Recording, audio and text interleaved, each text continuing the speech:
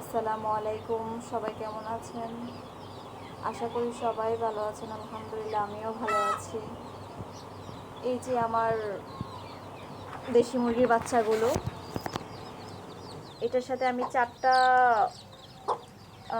Layer মুরগির বাচ্চা এনেছিলাম। তো এখন আমি ভেবেছিলাম যে ওদেরকে কীভাবে করব। তো আমার যে দেশি মুরগিটা আর কি বাচ্চা ফুটাইছে, তো ওর সাথে যখন আমি বাচ্চাগুলো এনে দিয়েছি তখন ও অ্যাকসেপ্ট করে নিয়েছে বাচ্চাগুলোকে। তো এখন ও একেবারে দেশি মুরগির মতোই লালন পালন হচ্ছে। ওরা যেই খাবারটা খায় ও সেটাই খায়, একদম মনে করে যে এটা ওর বাচ্চাই, ওইভাবেই করে। সবাই একসাথে মায়ের বুকে থাকে। তো দোয়া করবেন, আমি এই প্রথম আনলাম আর কি, যে দেখি মানে কি হয়। সবাই শখ করে পালে দুই একটা, আমিও আনলাম তাই একটু ট্রাই করার জন্য। তো আলহামদুলিল্লাহ এখন পর্যন্ত ভালো আছে। দেখি সামনের দিনগুলো কেমন কাটে। এই তো আমার মুরগিগুলা, এই যে এবার একটু ব্যতিক্রম বাচ্চাগুলো হয়েছে। আগের বাচ্চাগুলো হয়তো আপনাদেরকে সাথে শেয়ার করেছিলাম, তো পুরো ভিডিও শেয়ার করতে পারিনি, এরপরের ভিডিওগুলো শেয়ার করতে পারিনি। ওরা আবার একটু বড় হয়েছে। ওই যে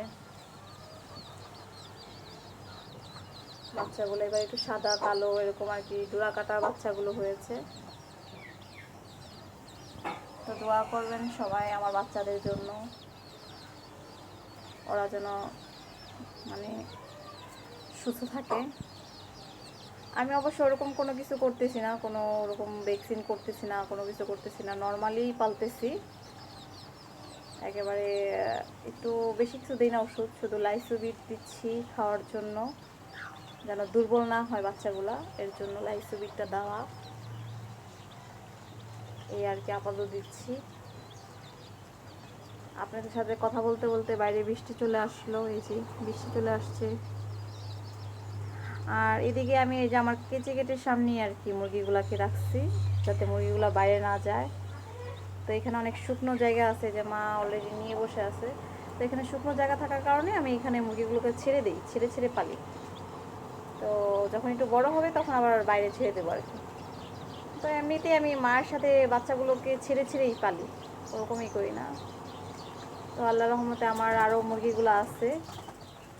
তো দোয়া করবেন সবাই আমার ছোট্ট একটা প্রজেক্টের জন্য।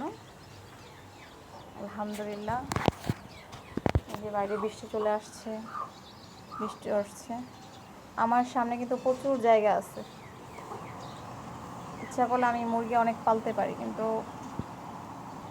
দেখি অল্প দিয়ে শুরু করতেছি আর কি, ফিউচারে কি হয় জানি না। তবে সবাই দোয়া করবেন আমার জন্য। আসসালামু আলাইকুম।